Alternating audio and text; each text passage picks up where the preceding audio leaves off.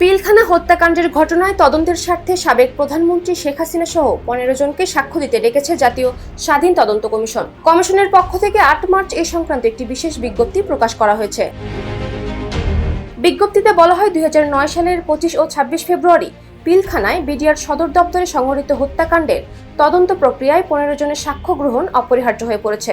তারা হলেন সাবেক প্রধানমন্ত্রী শেখ হাসিনা, সাবেক প্রধানমন্ত্রীর নিরাপত্তা উপদেষ্টা মেজর জেনারেল অবসরপ্রাপ্ত তারেক আহমেদ সিদ্দিক, ঢাকা দক্ষিণ সিটি কর্পোরেশনের সাবেক মেয়র ফজলে নূর তাপস, গোপালগঞ্জ 2 আসনের সাবেক সংসদ সদস্য শেখ ফজলুল করিম সেলিম, ঢাকা 13 আসনের সাবেক এমপি জাহাঙ্গীর কবির নানক, জামালপুর 3 আসনের সাবেক এমপি মির্জা আজম, ঢাকা 8 আসনের সাবেক এমপি আফমা বাহাউদ্দিন নাসিম, 44 রাইফেল ব্যাটালিয়নের তৎকালীন অধিনায়ক ব্রিগেডিয়ার জেনারেল অবসরপ্রাপ্ত মোহাম্মদ শামসুল আলম, ডিজিএফআই এর সাবেক মহাপরিচালক লেফটেন্যান্ট জেনারেল অবসরপ্রাপ্ত মোল্লা ফজলে আকবর, সাবেক সেনাপ্রধান জেনারেল অবসরপ্রাপ্ত মইনু আহমেদ, সাবেক সেনাপ্রধান জেনারেল অবসরপ্রাপ্ত আজিজ আহমেদ, র্যাবের সাবেক মহাপরিচালক হাসান মাহমুদ খন্দকার, সাবেক পুলিশ কর্মকর্তা আব্দুল কাহার আকন্দ, পুলিশের সাবেক মহাপরিদর্শক নূর মোহাম্মদ ও পুলিশের সাবেক অতিরিক্ত মহাপরিদর্শক মনিরুল ইসলাম।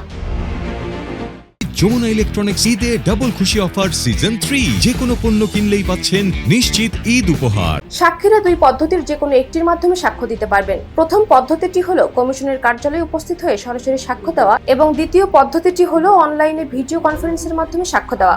সাক্ষ্য দেওয়ার জন্য সময়সূচি নির্ধারণ করতে আগ্রহী সাক্ষীরা একটি নির্দিষ্ট নম্বরে ফোন অথবা মেইল করতে পারবেন। সময়ের সীমাবদ্ধতার কারণে কমিশন সাক্ষ্য গ্রহণ কার্যক্রম 31 মার্চের মধ্যে সম্পন্ন করতে চায়। এ কারণে বিজ্ঞপ্তি প্রকাশের 7 দিনের মধ্যে সাক্ষীদের তাদের প্রস্তাবিত সময়সূচি ফোন কল অথবা ইমেইল অথবা পত্রের মাধ্যমে কমিশনের ঠিকানায় লিখিতভাবে জানানোর জন্য অনুরোধ করা হয়েছে। কমিশন আইন অনুযায়ী কোনো সাক্ষী অসহযোগিতা করলে তাদের বিরুদ্ধে যথাযথ ব্যবস্থা নেওয়া হবে। জাতীয় স্বাধীন তদন্ত কমিশনের সভাপতি মেজর জেনারেল অবসরপ্রাপ্ত আলম ফজলুর রহমান শনিবার রাতে দেশের একটি গণমাধ্যমকে বলেন, তদন্তের স্বার্থে ওই 15 জনের কথা শুনতে চায় কমিশন, সেজন্য বিজ্ঞপ্তি দেওয়া হয়েছে যাতে তাদের কাছে কমিশনের বার্তা পৌঁছাতে পারে। আশা করি তারা নির্ধারিত মাধ্যমে সাড়া দেবেন।